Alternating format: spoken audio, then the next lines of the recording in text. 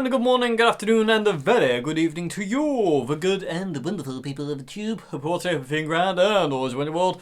Hello there, everybody. Welcome to another NQ Wednesday, everybody. I am spaced out from the intro jam yet again. Maybe I should start doing intro jams at the end, so I don't feel so kind of like throughout the video. I don't know. Anyway. Hi. Before we get into your questions today, people of YouTube, if you would like to submit a question for A&Q Wednesday, please go to the description box below. There's an email link there.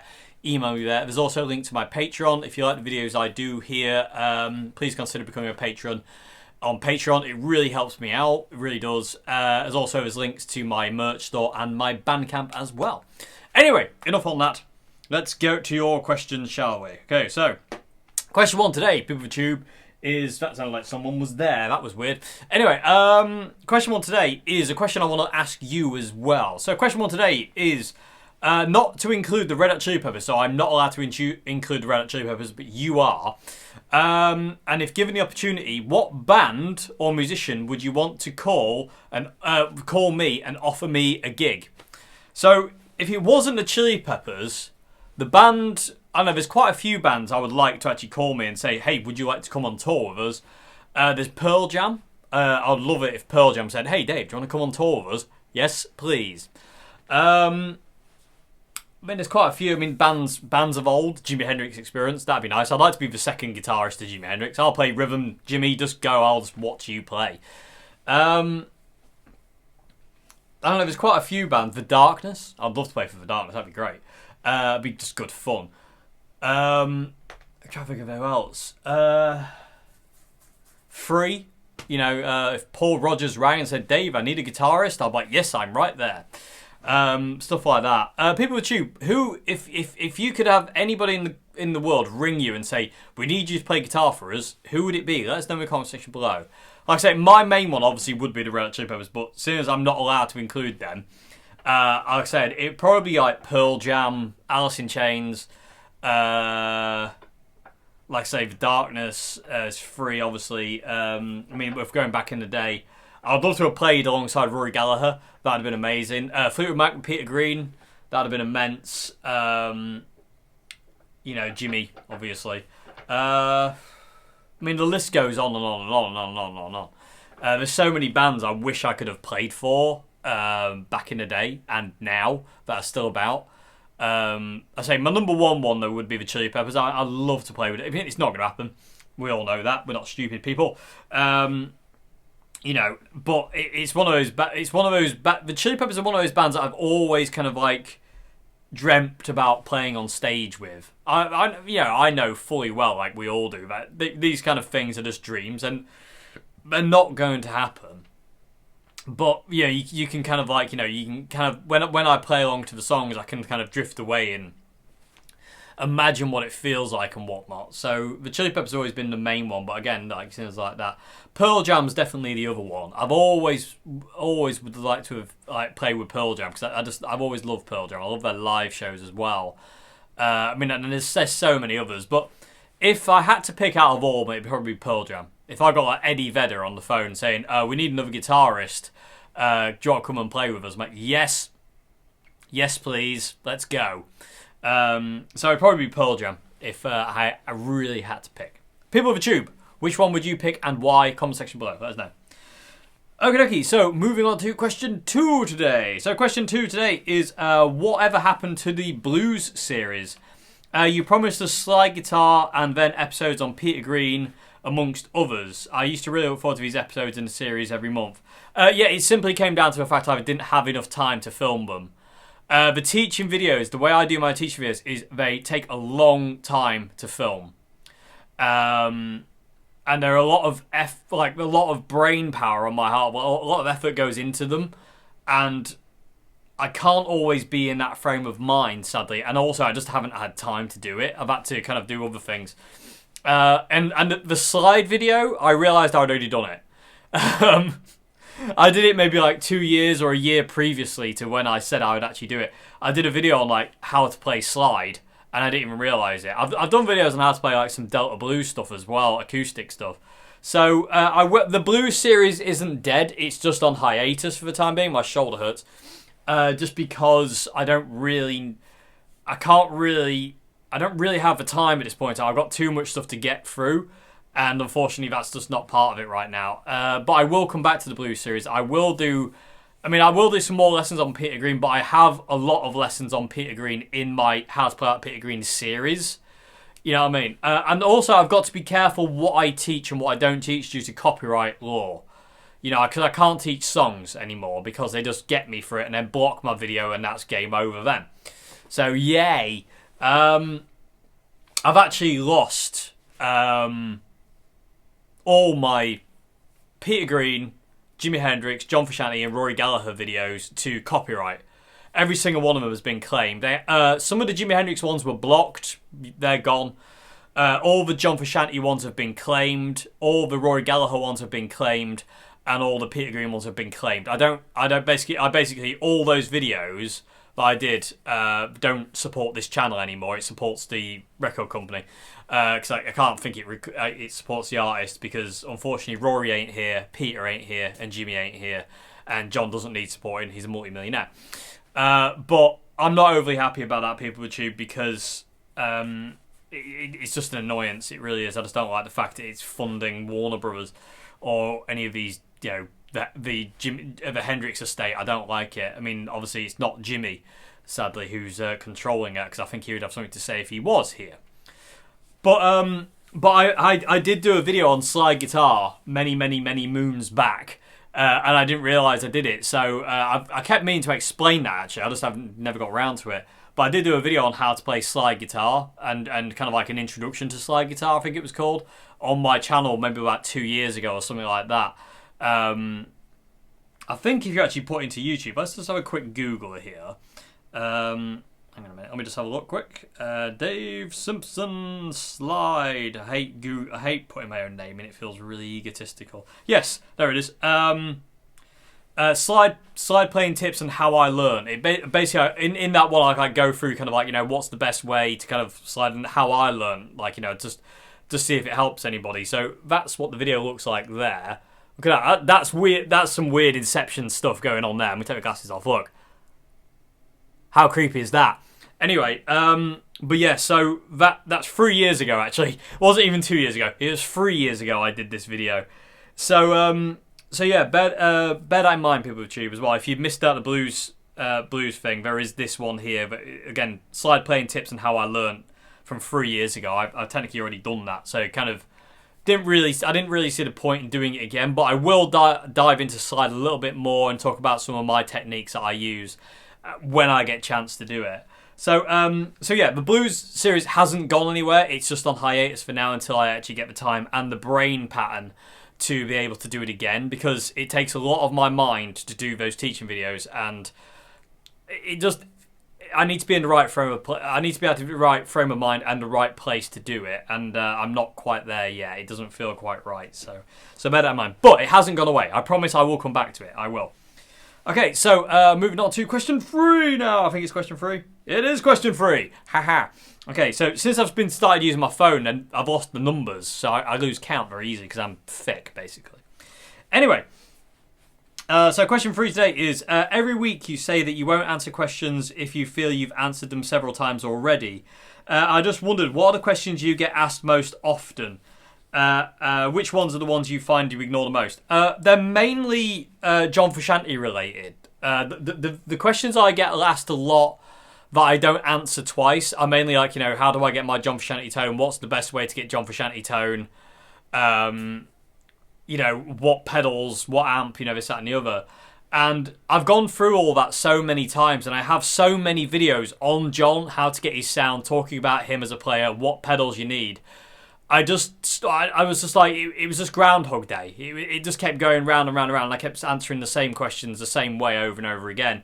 So they're the main questions I get that I don't answer anymore, because the main thing is I've got the John Frusciante series, and I also have many videos on John's tone, how I get my representation of John's tone, how he gets his, talking about his thing. I've got all that. So they're the main questions I will get asked a lot that I won't answer in A&Q anymore. If certain John questions come up that I haven't answered, I will answer them, obviously. But if it's invariably like, you know, how do I get my John tone? How does John get his tone? What can I use? What can I do? And the other? invariably I'll ignore it because I've already answered it a million times before, and my channel's full of John because, you know what I'm like with John Frusciante. Bit creepy and a bit stalkerish, but that's okay. But not for him. Anyway. Bit scared. Good. Anyway. But yeah, it's questions like that, really. Also strings, questions like, what strings do I use and what picks do I use, and those kind of questions. Like, I've answered them a lot in A&Q Wednesdays, like in years gone by. I've been doing the A&Q Wednesdays now for a long time. I don't actually know when I started. Let's have a look quick, because I don't actually know when I started the A&Qs. There's 231 videos. I started it 4 years ago.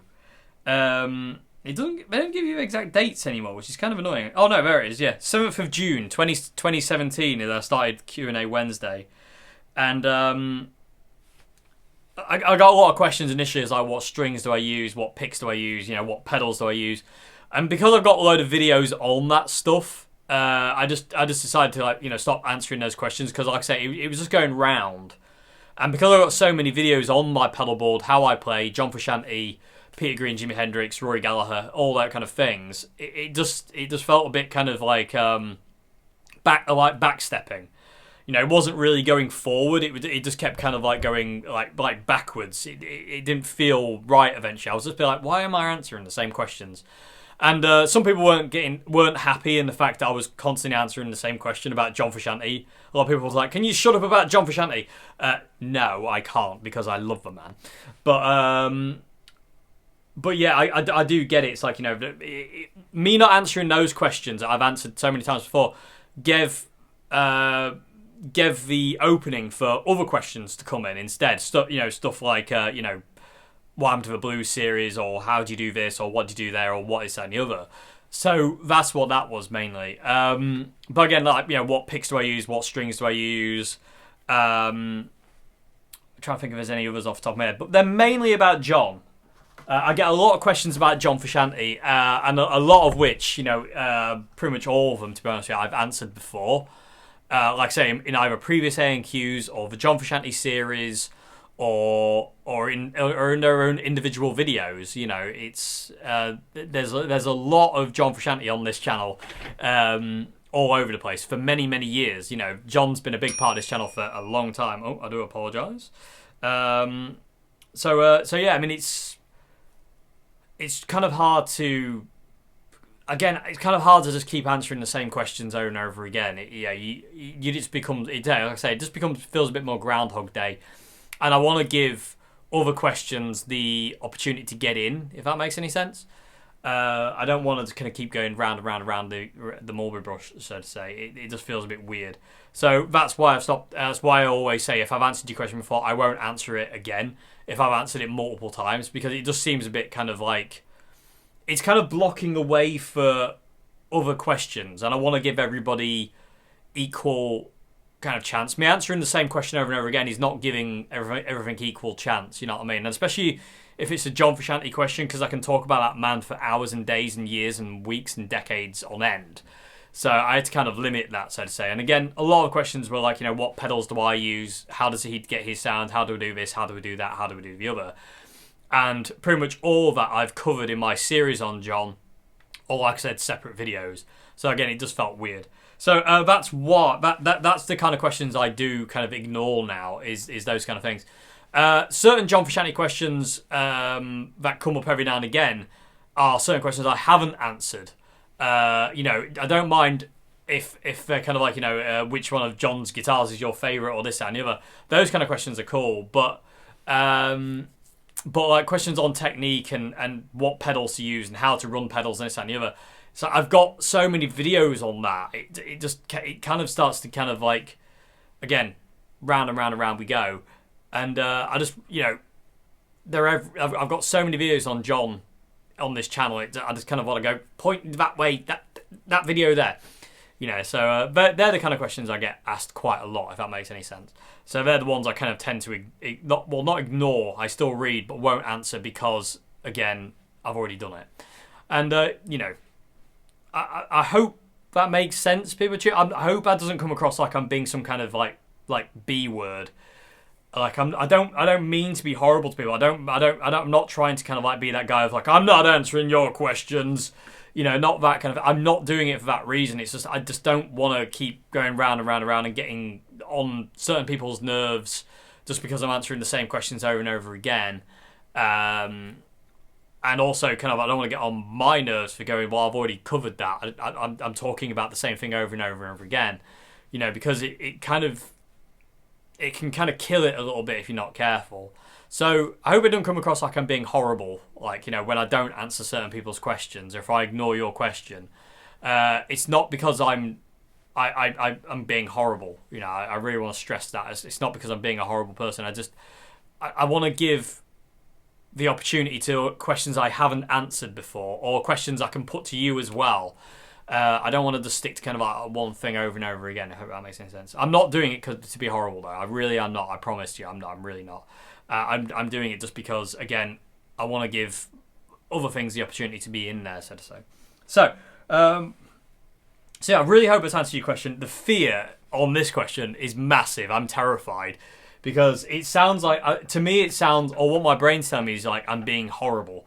I'm a horrible person and I don't deserve to exist, and I'm just basically being a B word and an F word and every other horrible word under the sun. It's like, hi. But honestly, I don't want to neglect anybody's questions. This is why I go through the questions sequentially. I don't pick and choose. I just go through them. And again, like I said, if I click on one that says, how do you get your John Frusciante tone? I'm not going to answer that one because I have multiple videos on that. Multiple Q&As talking about that, multiple pedalboard walkthroughs on that as well. So I'm not going to answer them again. You know what I mean? It just seems counterproductive to me. But again, I'm not doing it because I'm being horrible. So I hope it doesn't come across that way, PWG. I'm kind of terrified that it does. And every Q&A, when I miss out somebody's question, I feel like a. But yeah, I'd feel horrible. But you know, hopefully it makes sense. Anyway. Okay, so I hope that made sense. I'm going to move on to question 4 now, PeopleTube. That's a very big train that's just gone by. Okay, so question 4 today, PeopleTube, is what do you think about Greco guitars, Les Pauls especially, and have you ever had one? No. Greco guitars, I've never even played one. I've seen plenty of pictures, but I've never been in the same room as one, and I've never actually played one. And I would really like to. Funnily enough, actually, there's a lot that have come up for sale around here where I am at this point in time recently. But again, they're so expensive. And I don't really have a desire to buy another, like, Les Paul at this point in time. Like, I've got the Les Pauls I'm really happy with. I've got quite a lot of Les Pauls, so I don't really need another one. But I would like to try one out. You know, just to see what it's like, and just out of curiosity more than anything, because they look amazing. It's much in the same way as the old Tokai and Bernie Les Pauls are. Some of them are insane. Especially, I've tried a Bernie Les Paul, and that was just phenomenal. That was amazing. I knew a guy who used to own one. It was like a Cherry Burst Les Paul, and oh my god, was that an amazing guitar! I wish I'd done a video on that. To be honest with you, PeopleTube, I really wish I'd done a video on that guitar because it was really, really awesome. But such is life. Plus, that was like 2014, so that's a long time ago now. But the Greco guitars, I mean, they're ridiculous. And in all fairness, too, if I'm going to buy another Les Paul, I want it to be like a burst, because I've got like my customs. Both my customs are. I've got a black and a white custom, and I've got like my RTL 59, which is like my standard. That's my dream Les Paul. Let's be honest with you. The Revelation RTL is my dream Les Paul. I've got the Hondo. I've got the Revelation, the free pickup P90 one, and there's a couple of others as well. My phone and what else have I got? I've got another one as well. Haven't I? I don't know. Have I? I don't remember. Anyway, but yeah, the Greco guitars, I'd really like to try them. I've seen two come up for sale recently. There was a black custom and a white custom, and my god, do they look amazing. But again, out of my price range right now in January, being that it's like, you know, it's the broke month because everyone's skint from Christmas and no one's got any money to buy beautiful guitars. But Hopefully at some point I would like to try a Greco because they really look amazing. They really do. I mean, I like to try more Bernies as well. I'd really like to try some more Tokais as well. I mean, I've got my Tokai Les Paul Custom there, and that guitar is just phenomenal. It's just insanely good, that guitar. It's ridiculous. But yeah, I've never really tried one in person. I've never even been in the same room, but I've seen a lot of pictures. And every time I see a picture of them, I'm just like, I want it. I want every guitar though. I mean, I love guitar so much. I just literally, as soon as I see a guitar, I just want it. I do. It's a very, very, very, very bad thing, but we all get it, don't we? We all get gas, and it's just especially the white one. Oh no, it was the black one, wasn't it? The black one I saw recently. I saw it was a black custom. It had two humbuckers, not three humbuckers, and it had the witch hat knobs. And my God, did it look! Oh my Lord, it was immense. Actually, can I find it, PeopleTube? I might be able to show you it. It was on the Facebook Marketplace. Let's see if we can find it, shall we? Greco Les Paul. Talk among yourselves. There it is, 900 quid.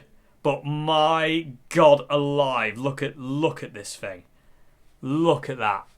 I mean, I know that's not the best thing in the world, but my God, how gorgeous is that thing? Oh my, look.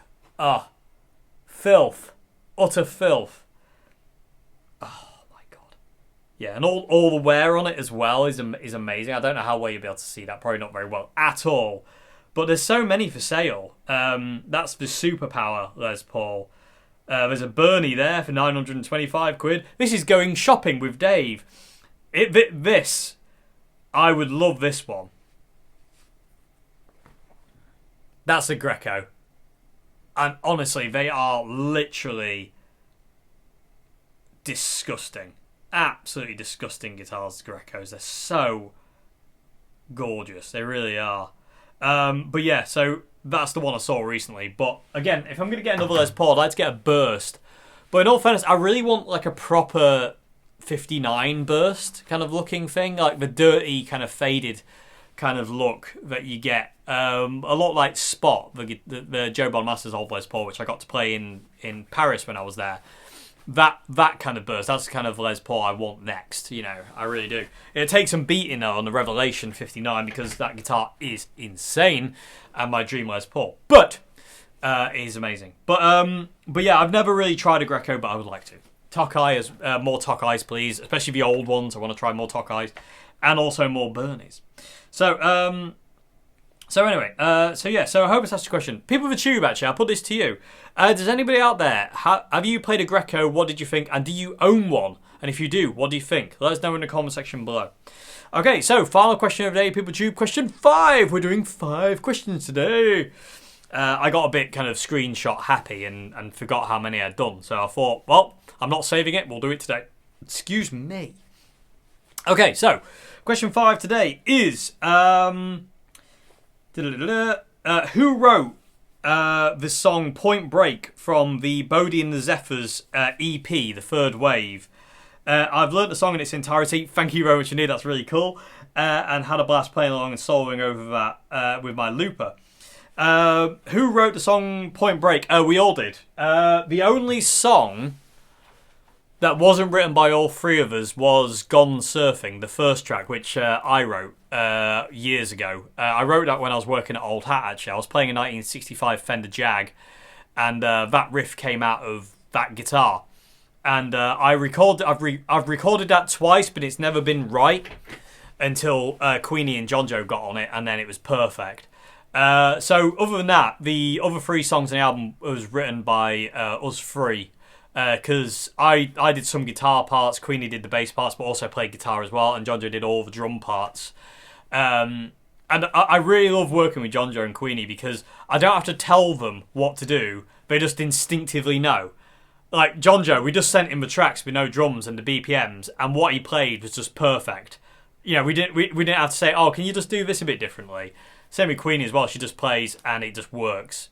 You know, it's just insane. But yeah, we all wrote that song. for the from the Third Wave EP.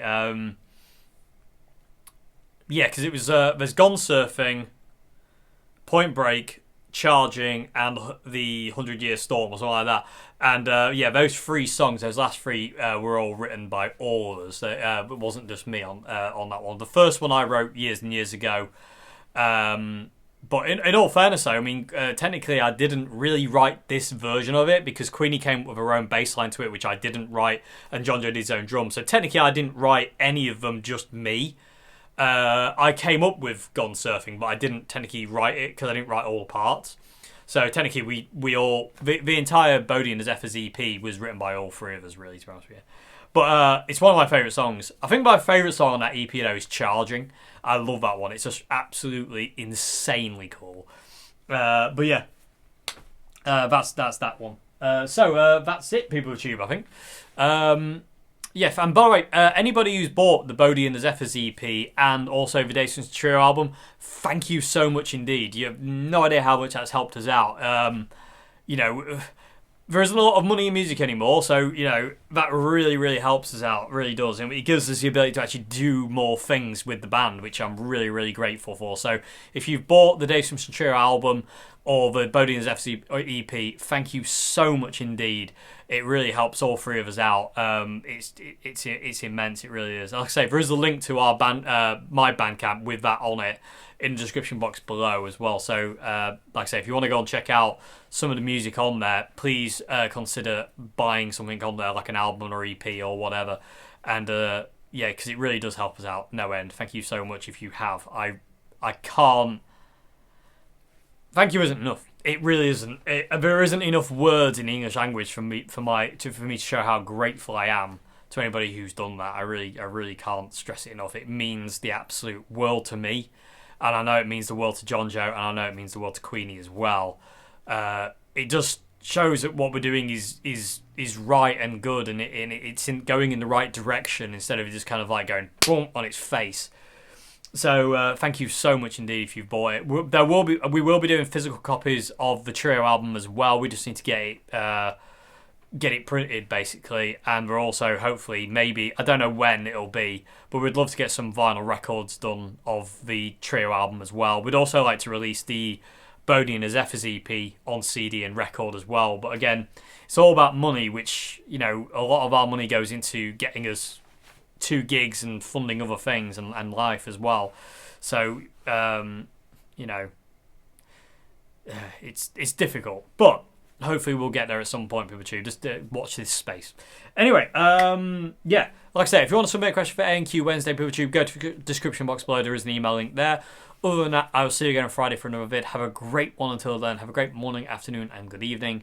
And thank you so much indeed for watching these videos. Thank you so much indeed for your support. It really means the world to me. Thank you, thank you, thank you, thank you, thank you. And goodbye now. Thank you.